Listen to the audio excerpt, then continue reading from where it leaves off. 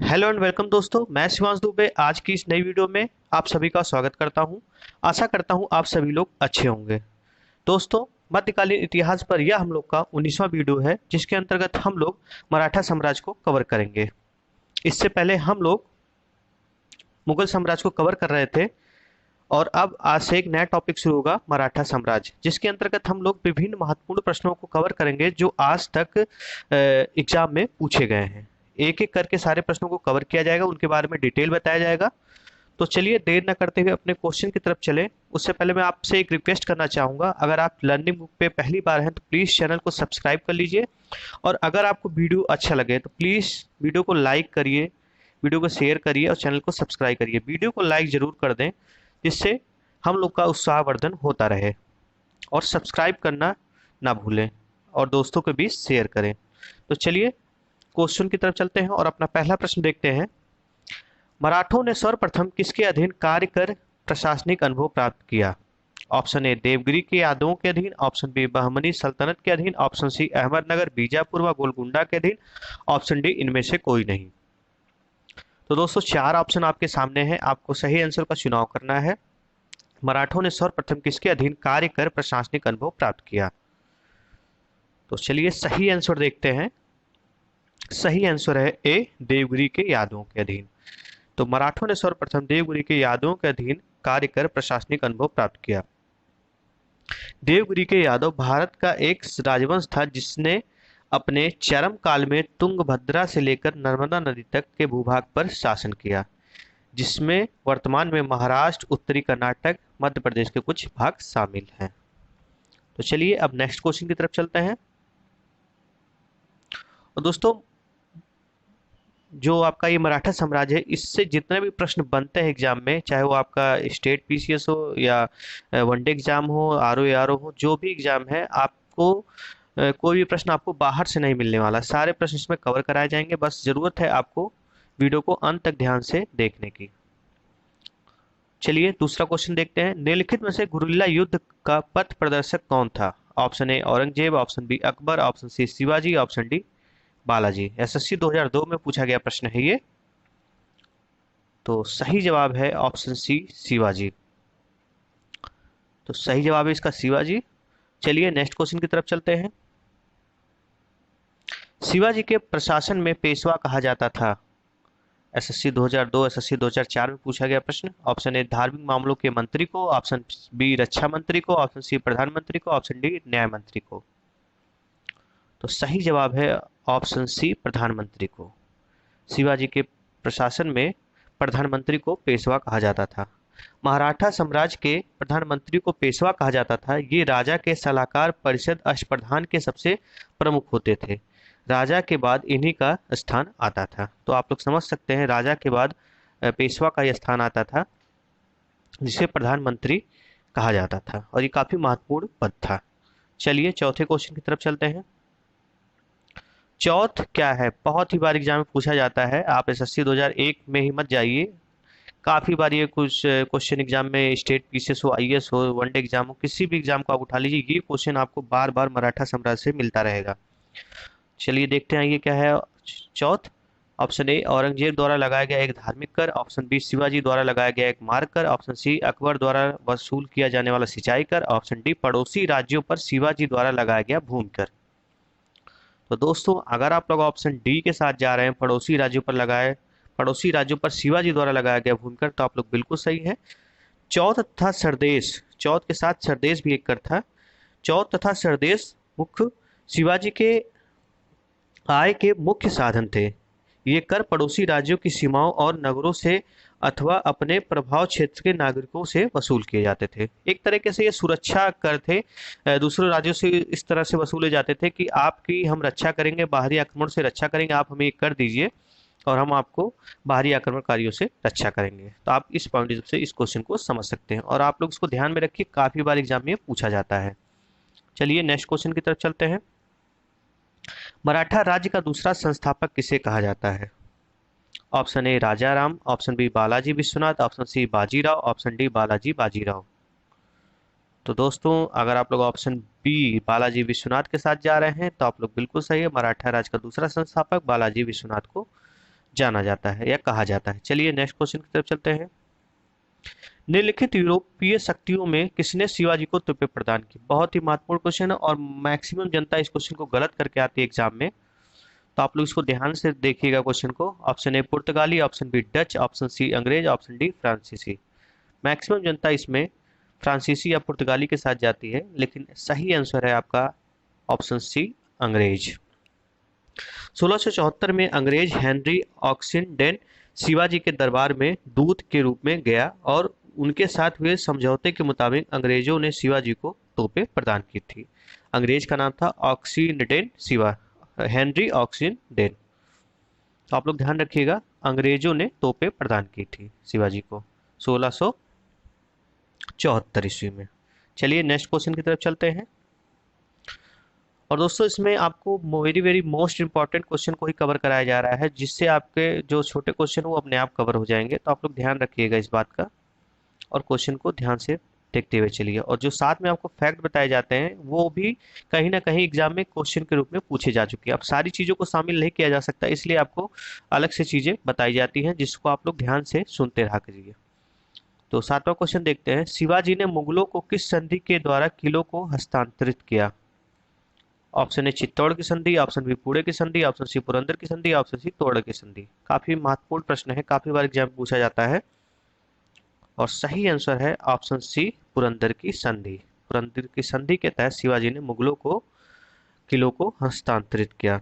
मुगल साम्राज्य के सेनापति राजपूत शासक जयसिंह फर्स्ट और मराठा शासक छत्रपति शिवाजी महाराज के बीच 11 जून 1665 को पुरंदर की संधि हुई थी। ध्यान रखिएगा, जो सन है 1665, 11 जून 1665, ये एग्जाम में पूछा जाता है कि पुरंदर की संधि कब हुई। तो आप लोग ध्यान रखिएगा 1665 में, 11 जून 1665 ईस्वी में पुरंदर की संधि हुई थी। मैं बार बार रिपीट कर रहा हूँ 1665, इसलिए कि आपके दिमाग में ये 1665 बैठ जाए कि इस पुरंदर की संधि 1665 ईस्वी में हुई थी। चलिए नेक्स्ट क्वेश्चन की तरफ चलते हैं। शिवाजी का राज्याभिषेक कहाँ हुआ? 8वां क्वेश्चन। तो शिवाजी का राज्याभिषेक कहाँ हुआ? Option A Raigad, option B Kalanaur, option C Raichur, option D Agra. तो दोस्तों सही आंसर है ऑप्शन ए रायगढ़। शिवाजी का राज्याभिषेक रायगढ़ में हुआ था। शिवाजी महाराज भारत के महान राजा एवं रणनीतिकार थे, जिन्होंने 1674 ईस्वी में पश्चिम भारत में मराठा साम्राज्य की नींव रखी। 1674 ईस्वी में उन्होंने कई वर्ष औरंगजेब के मुगल साम्राज्य से संघर्ष किया। सन 1674 में रायगढ़ में उनका राज्याभिषेक हुआ और वह छत्रपति शिवाजी के नाम से गद्दी पर बैठे। आप लोग ध्यान रखिएगा 1674 में इनका राज्याभिषेक हुआ था और 1665 में पुरंदर की संधि हुई थी। चलिए नेक्स्ट क्वेश्चन की तरफ चलते हैं। शिवाजी के साम्राज्य की राजधानी कहाँ थी? Option A Pune, option B Raigad, option D Karwar, option D Purandar. तो दोस्तों अगर आप लोग ऑप्शन बी रायगढ़ के साथ जा रहे हैं तो आप लोग बिल्कुल सही हैं। शिवाजी की साम्राज्य की राजधानी रायगढ़ थी। चलिए नेक्स्ट क्वेश्चन की तरफ चलते हैं। पानीपत की तीसरी लड़ाई किनके बीच हुई थी? काफी बार ये क्वेश्चन पूछा जाता है, अभी हाल ही में इसके ऊपर मूवी भी बनी है। तो option A Peshwa Bajirao second versus Ahmad Shah Abdali, option B Babar व इब्राहिम लोदी के बीच, ऑप्शन सी अकबर व हेमू के बीच, ऑप्शन डी औरंगजेब और तैमूर के बीच। तो दोस्तों सही आंसर आप सभी को पता होगा, पेशवा बाजीराव सेकंड और अहमद शाह अब्दाली के बीच पानीपत की तीसरी लड़ाई 1761 में हुई थी। सन काफी महत्वपूर्ण, कई बार सन पूछ लिया जाता है कि पानीपत की तीसरी लड़ाई कब हुई थी। तो 1761 में अहमद शाह अब्दाली और मराठों के बीच हुई थी, जिसमें मराठों की बुरी तरह पराजय हुई थी। इस युद्ध के बाद मराठा काफी बुरी तरीके से टूट गए थे। अगर इस लड़ाई का मराठा के रूप में विजय हुआ होता तो आज देश की दिशा और दिशा कुछ और ही होती, लेकिन भाग्य को कुछ और ही मंजूर था और अहमद शाह अब्दाली इस युद्ध में विजयी हुआ था। चलिए 11वें क्वेश्चन की तरफ चलते हैं। अष्टप्रधान मंत्रिपरिषद किस शासन काल में की थी? Option A Tipu Sultan, option B Akbar, option C Shivaji, option D Krishnadevaraya. तो दोस्तों सही आंसर है शिवाजी।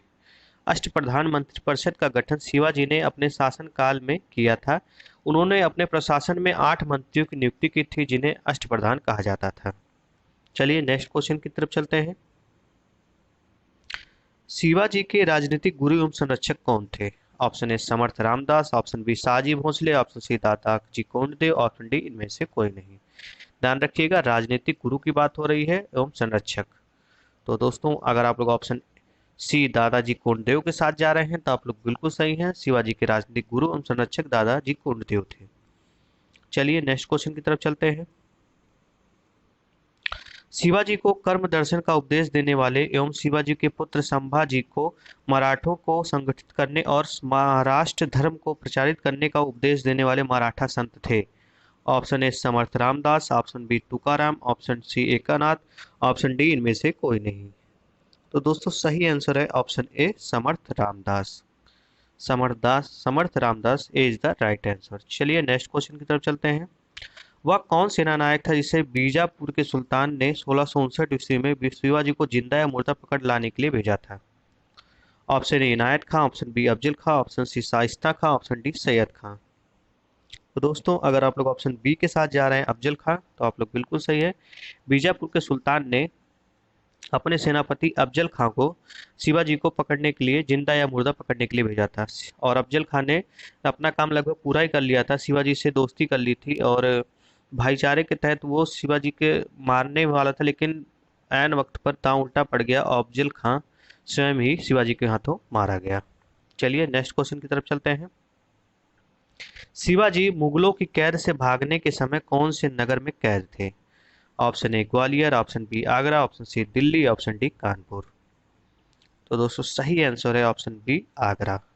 1666 में शिवाजी जयसिंह के आश्वासन पर औरंगजेब से मिलने आगरा आए, पर उचित सम्मान न मिलने पर दरबार से उठकर चले गए, जिसके परिणाम स्वरूप औरंगजेब ने उन्हें कैद कर जयपुर भवन जो कि आगरा में स्थित था कैद कर दिया। लेकिन शिवाजी अपने चतुराई से वहां से भाग निकले। तो आप लोग ध्यान रखिएगा, शिवाजी मुगलों की कैद में आगरा में कैद थे। चलिए नेक्स्ट क्वेश्चन की तरफ चलते हैं। ग्वालियर राज की स्थापना किसने की थी? Option A Madhavrao Scindia, option B Bajirao Scindia, option G Jivajirao Scindia, option D Mahadji Scindia. तो दोस्तों इसका सही आंसर है ऑप्शन डी महादजी सिंधिया ने ग्वालियर राज्य की स्थापना की थी। और एक क्वेश्चन और पूछा जाता है, सिंधिया वंश की स्थापना किसने की थी? तो आप लोग ध्यान रखिएगा, राणोजी सिंधिया ने सिंधिया राजवंश की स्थापना की थी, राणोजी सिंधिया ने। चलिए नेक्स्ट क्वेश्चन की तरफ चलते हैं। एक इतिहासकार ने पानीपत की तीसरी लड़ाई को स्वयं देखा, वह कौन था? Option A Khafi Khan, option C B Kashiraj Pandit, option C Dattaji Pingale, option D Harcharan Das. तो दोस्तों अगर आप लोग ऑप्शन बी काशीराज पंडित के साथ जा रहे हैं तो आप लोग बिल्कुल सही है। पानीपत की तीसरी लड़ाई 1761 में अहमद शाह अब्दाली और मराठों के बीच लड़ी गई थी, जिसमें अहमद शाह अब्दाली की विजय हुई थी। काशीराज पंडित इस युद्ध में अवध के नवाब सिराजुद्दौला के साथ थे, जिन्होंने यह युद्ध अपनी आंखों से, मतलब आंखों देखा, स्वयं वहां उपस्थित होकर देखा था। सिराजुद्दौला की तरफ से थे काशीराज पंडित जी। चलिए नेक्स्ट क्वेश्चन की तरफ चलते हैं। शिवाजी का जन्म कहाँ हुआ था? ऑप्शन ए सिवनौर के दुर्ग में, ऑप्शन बी रायगढ़ के दुर्ग में, ऑप्शन सी पन्हाला के दुर्ग में, ऑप्शन डी इनमें से कोई नहीं। तो दोस्तों सही आंसर है ऑप्शन ए सिवनेर का दुर्ग। शिवाजी का जन्म 20 अप्रैल 1627 को सिवनेर के दुर्ग में हुआ था। इनके पिताजी का नाम शाहाजी भोसले था और माताजी का नाम जीजाबाई भोसले था, और इनके संरक्षक थे दादा कोंडदेव एवं गुरु समर्थ रामदास जी थे। चलिए 19वें क्वेश्चन की तरफ चलते हैं। शिवाजी औरंगजेब के आगरा दरबार में कब उपस्थित हुए थे? तो ये क्वेश्चन ऊपर कवर कराया जा चुका है, लेकिन इसमें सन नहीं पूछा गया था, तो और ये देख लेते हैं इस क्वेश्चन को। तो इसका सही आंसर होगा ऑप्शन बी 1666। 1666 ईस्वी में शिवाजी औरंगजेब के दरबार में उपस्थित हुए थे, और उस दरबार में जय सिंह के बुलावे पे गए थे, लेकिन उचित सम्मान न मिलने पर वो वहां से दरबार से उठकर चले गए, जिसके फलस्वरूप औरंगजेब गुस्सा होकर उन्होंने आगरा के किले में कैद करा दिया था, लेकिन चालाकी पूर्वक वहां से वो शिवाजी भाग निकले थे। चलिए 20वें क्वेश्चन की तरफ चलते हैं, जो कि आज का आखिरी क्वेश्चन होगा। संभाजी के बाद मराठा शासन को निम्नलिखित में से किसने सरल और कारगर बनाया? Option A Raja Ram, option B Balaji Vishwanath, option C Gangabai, option D Nanaji Deshmukh. दोस्तों इसका सही आंसर है ऑप्शन बी बालाजी विश्वनाथ। तो दोस्तों आज का वीडियो आपको कैसा लगा? अगर अच्छा लगा हो तो प्लीज़ वीडियो को शेयर करिए और लाइक के माध्यम से अपना प्यार दीजिए और चैनल को सब्सक्राइब जरूर कर लीजिए। वीडियो को अंत तक देखने के लिए आप सभी का बहुत बहुत धन्यवाद।